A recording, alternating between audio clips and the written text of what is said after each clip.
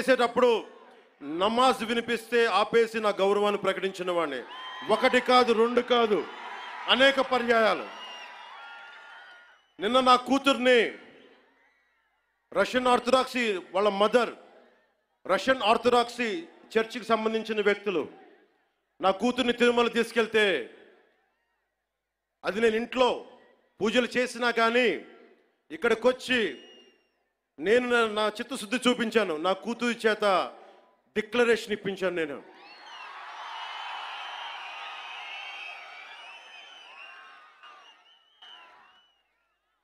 అందరికీ చెప్తాం, నన్ను విమర్శించే వాళ్ళందరికీ చెప్తున్నా, ఏ రస్తా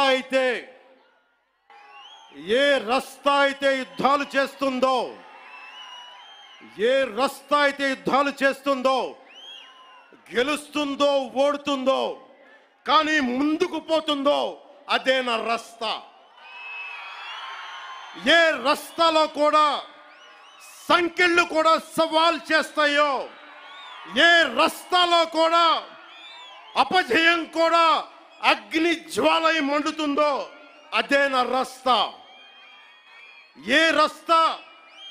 ఏ రస్తాలో మరణం కూడా మహాప్రబంధంగా ప్రతిధ్వనిస్తుందో అదే నా రస్తా. అందుకే